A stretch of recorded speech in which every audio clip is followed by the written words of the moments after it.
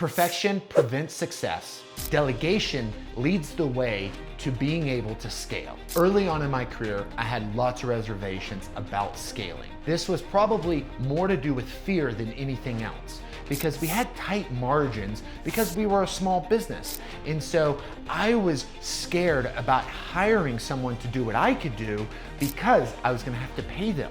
But this prevented me from really growing my business and creating the profit that we have today. I often talk about finding the constraint of the business. In this case, my stupid thinking was the constraint of the business. Let me break down how I determine if it's a good time to delegate an activity. I think it's important not to delegate everything immediately. I think you need to make sure that the process has been refined before you scale it or delegate it, or what you'll find is that you're delegating something that's not really optimized, and then they're trying to scale it in the wrong direction because it's not the right process. This is the process I go through. Build, refine, and delegate. This is for areas that I have some confidence around, and I can go in, build something, review the process, and then once I've kind of fine-tune the process, then I can delegate it. Now, there's always gonna be some iterations that have to happen, so you either need to have someone that you're delegating to that can continue that refining process, or there needs to be a system in place to where you're reviewing it and you can refine it even though you've handed it off. Now, if it's something that I'm not as familiar with, what I'll do, research, plan, and consult. And so I'm gonna research it, I'm gonna make some plans around it, I'm gonna consult with someone who's an expert, and I'm going to determine what needs to be done, find the blind spots, and then I'm gonna go over to my original plan, build, refine, delegate. So sometimes you don't have enough information to even be able to build something. And so then that's when you need to research and go this other path so that you can put the right things in place. Business is not complicated. Most business is doing the same couple actions over and over again. Now, there's a lot of different books about business, and that's kind of odd because business is so simple.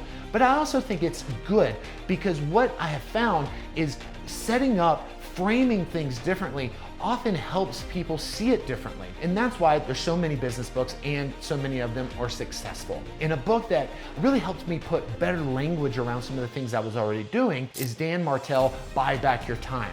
The idea is that you look at your calendar and you determine what's taking up your time and you start to delegate the things that are on your calendar. When delegating, the primary function of delegation is to create more time. And so if I'm trying to create more time for me, the best thing that I can do is look at my calendar and remove some of the things off my calendar. If there's things on my calendar that shouldn't be delegated, then you really should question, do they even need to be done? And so I look at my calendar, I determine if these things that I'm doing actually need to be done, and if they don't need to be done, then I've already screwed up, so I definitely need to get those off my calendar. But if those are activities that need to be accomplished, then I need to find a system so that I can delegate those to someone else. And the same thing's true for other team members. Maybe you have a really high-level person on your team that needs to be focusing on one thing, like a salesperson. Like they're a rock star salesperson, but we have them doing activities that aren't related to sales. Well, you need to look and determine, do those things need to be done? And if the answer is yes, those things need to be done, well, they need to be done by someone else so the person who is excellent at selling can focus on what they're great at, and you can get those other things off their calendar. You're buying back the time. Adam here. We don't ask for any money, but if you want to help us out and support our mission, please subscribe and share with a friend. So let's talk about scaling. So once you've learned how to delegate, now you're creating more time and you can actually grow your business. So when I started my painting business, it was just me and a truck. And so I was doing everything. Now, 20 years later, we have a marketing department, we have an accounting department, we have a customer follow-up department, we have a production department, all kinds of different areas of the business that we can utilize to help grow the business.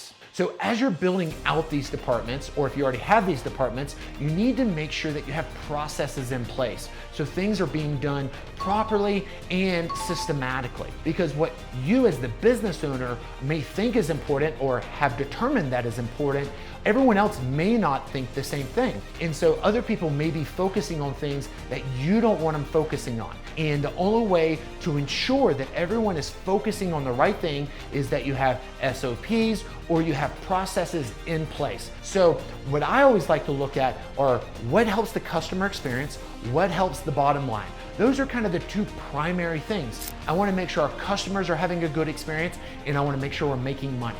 And so if I have someone over here focusing on some little goofy thing that doesn't affect the business in the big picture, I want to know that. And I want to clearly articulate to them, say, hey, that's not the process.